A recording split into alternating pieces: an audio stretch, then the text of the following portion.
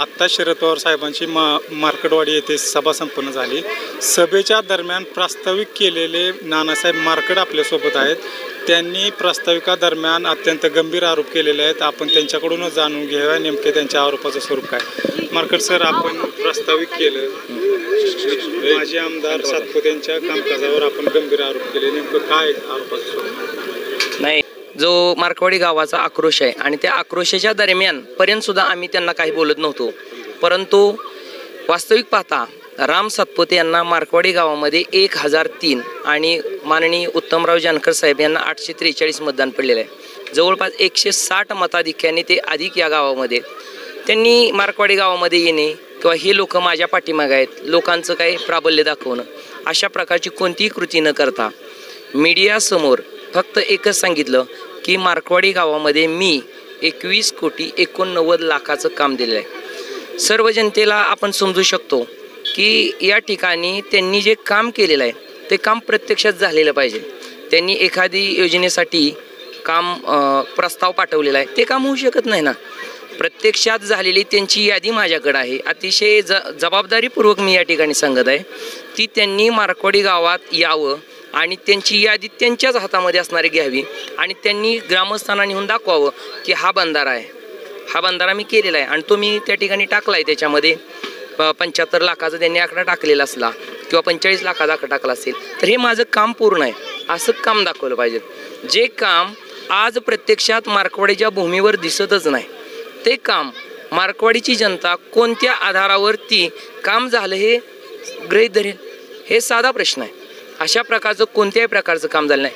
ही एकाच वाक्यातून सांगतो की हे खूप मोठ्या प्रमाणात खोटारडेपणा चालू आहे आणि आपण केलेलं गैरकृत्य, त्या गैरकृत्याला हे पांघरून घालण्याचं काम ते जरूर करत आहेत।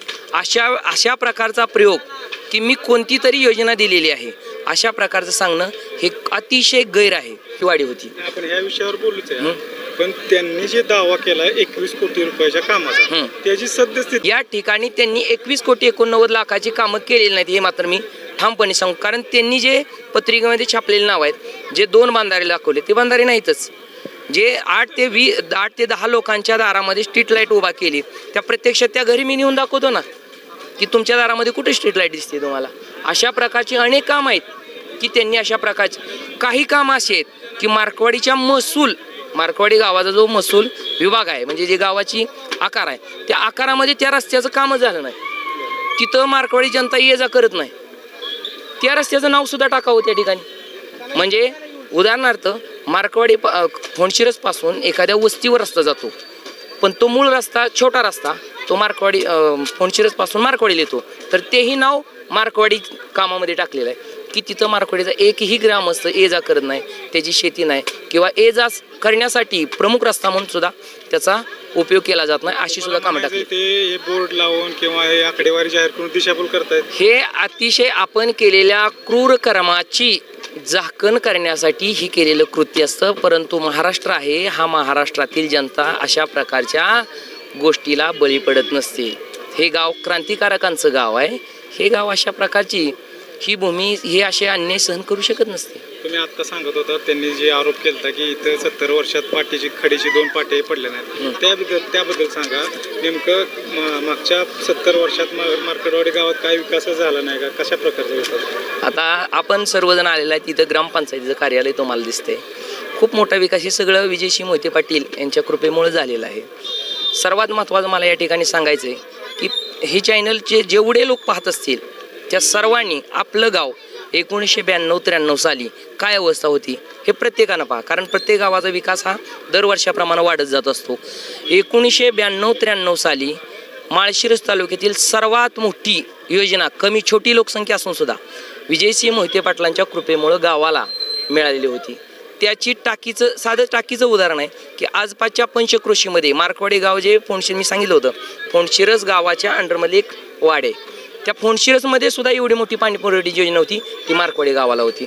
वन टाइम कोल्हापुरी टाईपचे, तालुक्यात इतके उंच नाहीत, एवढे 2 बंधारे वन टाइम या ठिकाणी दिले आणि मार्कवाडी गावातील बहुसंख्य लोक जे आहेत त्या लोकांनी विजयदादाकडे फक्त साधी विनंती केली की आम्ही धनगर समाज येतो, आमचं प्रेरणास्थान शिवाजीराव शेंडगे साहेब यांना या पाणीपुरवठ्याच्या उद्घाटनाला आणा. विजयसिंह मोहिते पाटलांनी शिवाजीराव शेंडगे नाही तर आणलं आणि सर्व लोक तेव्हापासून त्या विचारांनी चालतात.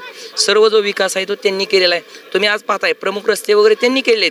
त्यांचा मेंटेनन्स तुम्ही करणं म्हणजे त्याचं श्रेय तुम्ही लाटून एक एवढ्या मोठ्या शक्तीला आम्ही सुद्धा ज्यावेळेस उत्तमराव जानकर साहेब यांच्याकडे होतो त्यावेळेस विजयसिंह मोहिते पाटील असतील त्यांच्या विरोधात आम्ही काम केलेलं आहे, परंतु त्यांच्यावरती त्यांनी विकास केला नाही असं कधीही टीका केली नाही.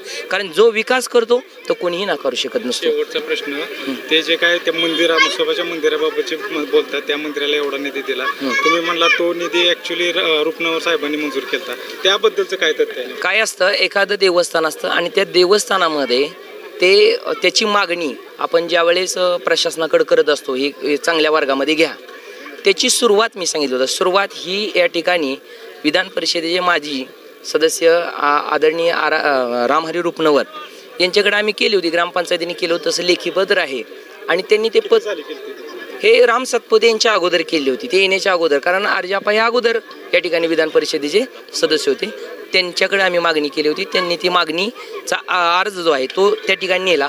नंतर गावामधील विद्यमान सरपंच त्यांचे पद संपल्यानंतर दुसरे सरपंच बनले, जनता आहे, त्यांनी विद्यमान आमदार म्हणून राम सातपुते यांच्याकडे पुन्हा एकदा त्याचा पाठपुरावा करा असं सांगितलं आणि मग ते शासनाने ते पैसे मंजूर केले. त्यांनी ती कामं दिलेली असतात, हे त्याची जाहिरात होऊ शकत नाही.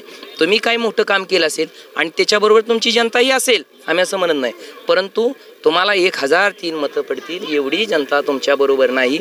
कारण सरपंच, गावातील सरपंच आणि सर्व सदस्य आज एका बाजूला आहेत. आणि मी म्हणतो असं नाही, गावाची सर्व आकडेवारी आजपर्यंतच्या झालेल्या सर्व आकडेवारी हे गाव एका दिशेनं जातं आणि त्यामुळं एका दिशेनं जाणारं गाव मतामध्ये फरक पडू शकतो, परंतु एवढा मोठा मताचा फरक कधीही पडू शकत नाही आणि त्यामुळेच हा आक्रोश आहे. तर हे होते नानासाहेब मार्कड यांनी माजी आमदार राम सातपुते यांनी केलेल्या सर्व आरोपाचे खंडन करत त्यांनी जे काही फ्लेक्स लावलेले आहेत, हा निधी ॲक्च्युली मार्कड गावात आलाच नाही, काही ठराविक कामं झाली असतील तर त्याचे श्रेय ते घेण्याचा प्रयत्न करत आहेत, असा गंभीर आरोप केलेला आहे. माझे सहकारी समीरसह सागर खरात, मार्कडवाडी.